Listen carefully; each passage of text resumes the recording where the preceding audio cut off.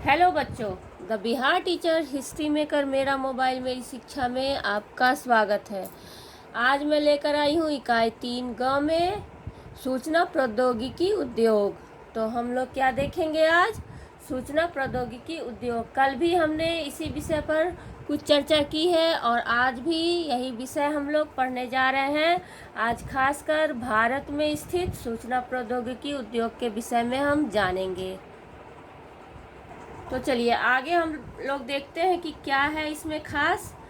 हम लोग कल ईमेल, जीपीएस इत्यादि पढ़ चुके थे, वाईफाई क्या है ये सब पढ़ चुके थे। आज हम लोग कुछ भारत में स्थित सूचना प्रौद्योगिकी पार्क के बारे में जानेंगे। तो यहाँ पर आपको इस चित्र में सारा दिख जाएगा। जो थोड़ा डार्क से लिखा गया है वो सब भारत में सूचना प्रौद्योगिकी पार्क, उसे पार्क बनाया गया है। यानी कि ये इन जगहों पर सूचना प्रौद्योगिकी का जो एक तरह से टावर कह सकते हैं वो लगा हुआ है, जिसे पार्क का नाम दिया गया। यहाँ आप लोगों को स्टार दिखेगा, तो जहाँ जहाँ स्टार लगा हुआ है वो सब क्षेत्र क्या है? भारत में सूचना प्रौद्योगिकी पार्क, उस क्षेत्र को बनाया गया है। तो हम देखते हैं कि कहाँ कहाँ ये सब खास काम करता है और क्या करता है। तो हम लोग समझें इसको। इस उद्योग का को ज्ञान आधारित उद्योग भी कहते हैं। इससे ज्ञान अर्जित करते हैं। अभी हम लोग क्या कर रहे हैं? ज्ञान अर्जित कर रहे हैं ना। तो इसी चीज़ से कर रहे हैं, मोबाइल से कर रहे हैं। तो मोबाइल भी इसी का एक पार्ट है, क्योंकि इसमें नित्य नए अनुसंधान और क्रिया शोधों के जरिए इन्हें और भी उपयोगी बना दिया जाता है।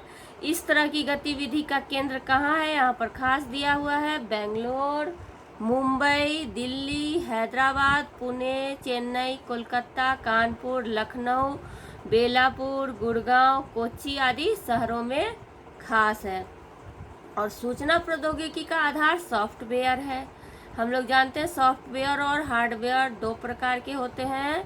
तो सॉफ्टवेयर से ही ये सारे काम होते हैं। हार्डवेयर उसका ऊपरी पार्ट होता है, जो उसमें मशीन लगी रहती है, वो हार्डवेयर होता है। और सॉफ्टवेयर उसमें करने वाली क्रियाएं होती है।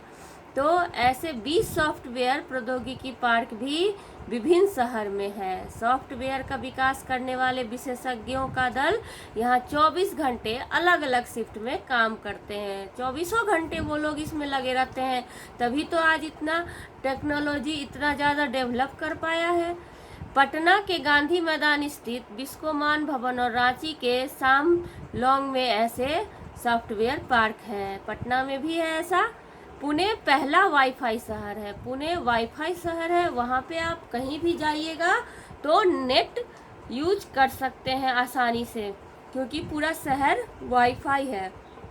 इसी बीच इसके बाद क्या है कि बेंगलुरु ऐसा उद्योग का मुख्य केंद्र है, इसलिए इसे सिलिकॉन नगर कहते हैं, सिलिकॉन सिटी भी कहते हैं। वाईफाई से जुड़ा हुआ ये जो है बेंगलोर, वो भी सिलिकॉन नगर कहलाता है, इसीलिए इसे सिलिकॉन सिटी कहते हैं। यहाँ भी कई कंपनियों के दफ्तर हैं जिसमें दिन रात लोग काम करते हैं। बेंगलोर कर्नाटक राज्य की राजधानी है, जो दक्कन पठार पर अवस्थित है। इस शहर की जलवायु सालों भर मृदु एवं नम रहती है। यह शहर धूल मुक्त और बगीचों से भरपूर है, इसलिए इसे गार्डन सिटी भी कहते हैं। बेंगलोर को क्या कहते हैं? गार्डन सिटी भी नाम से जानते हैं। सूचना प्रौद्योगिकी से जुड़े विशेषज्ञ, कार्य अनुभवी मानव संसाधन एवं प्रबंधक यहाँ सर्वाधिक संख्या में उपलब्ध है। यहाँ सबसे ज़्यादा इस पे काम किया जा रहा है, इसलिए यह शहर इस उद्योग का नाभिक केंद्र कहा जाता है। नाभिक केंद्र हो गया है, माने बिल्कुल सबसे ज़्यादा काम किया जाता है यहीं। अमेरिका स्थित कैलिफोर्निया राज्य के सांता क्लारा घाटी में ऐसा ही उद्योग विकसित है। उसी की तर्ज पर बेंगलुरु को भी सिलिकॉन वैली पुकारा जाने लगा है। उसी के कारण क्या है, इसे भी सिलिकॉन वैली पुकारा जाता है। ये सब आपके लिए एक जीके का प्रश्न भी हो सकता है कि सिलिकॉन वैली किस शहर को कहते हैं। तो आप लोग बेंगलुरु लिख सकते हैं। सूचना उद्योग के लिए पर्याप्त आधारभूत संरचना उपलब्ध होने के कारण ही यहाँ भेल, DRDO, इसरो, IISc और HMT जैसे केंद्र स्थापित हैं। तो इसमें से बहुत सारे नाम आप लोग सुनते जरूर होंगे कि इसरो ने ऐसा कहा, इसरो में ऐसा हुआ, HMT कंपनी है, DRDO कंपनी है, भेल कंपनी है, IISc कंपनी है। तो इसके अलावा गैर सरकारी क्षेत्र की Infosys, general electric, exchanger, Wipro, TCS, Microsoft, Apple इत्यादि जैसे भी बहुत सारी कंपनियां यहाँ पर काम करते हैं, सूचना प्रौद्योगिकी उद्योग का कार्य कर रही है। यहाँ पे ये सब मिलके क्या करती है कि सॉफ्टवेयर का निर्माण करती है, तरह तरह के आविष्कार करती है, फ़ोन से संबंधित जो हमें नए नए रूप में मिलता है फ़ोन में, या ऐसे बहुत सारे गैजेट हैं जिसमें हम लोग इसका उपयोग करते हैं, है ना। तो गूगल और याहू जैसे सर्च इंजन से दुनिया भर की जानकारी शीघ्रता से ढूंढी जा सकती है। हम लोग गूगल से कुछ भी सर्च कर सकते हैं, तो ये सब इन्हीं की बदौलत होता है। इस उद्योग में विंडोज़ 8 और iOS 5 जैसी प्रणालियों ने सूचनाओं को और तेज़ी से पहुंचाने का काम किया है।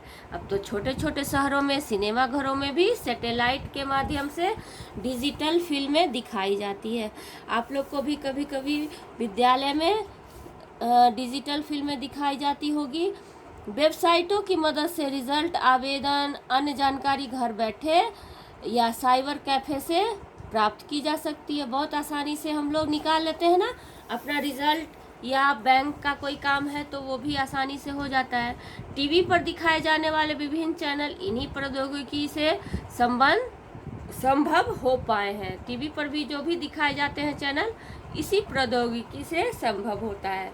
छतरी नुमा एंटीना का उद्योग भी सूचना प्रौद्योगिकी के कारण ही हो सका है। तो इस तरह से हम कर सकते हैं, जानकारी प्राप्त कर सकते हैं। तो इस तरह आप लोग के लिए भी एक मैं कार्य देती हूँ, अपने शहर के कंप्यूटर और टेलीविज़न की दुकानों पर जाकर इनकी विशेषता जानने की कोशिश करना है। क्या करना है कि अपने आसपास कोई कंप्यूटर या टेलीविज़न का दुकान है तो उसके बारे में वहाँ पर जाकर जानकारी प्राप्त कीजिए। हालांकि मैंने इसमें बहुत सारी चीज़ें आप लोगों को बता दिया, कल मैंने ये सारी चीज़ें पढ़ाई है और आज मैं इसको समापन कर दिया है। अब मैं अगले वीडियो में इसके प्रश्नोत्तर को लेकर आपके सामने उपस्थित हो जाऊंगी। सूचना प्रौद्योगिकी उद्योग का प्रश्नोत्तर। तो अगले वीडियो के आने तक आप लोग एक बार पुनः इस चैप्टर को पढ़ें और समझने की कोशिश करें। ठीक है बच्चों, तो तब तक के लिए बाय बाय।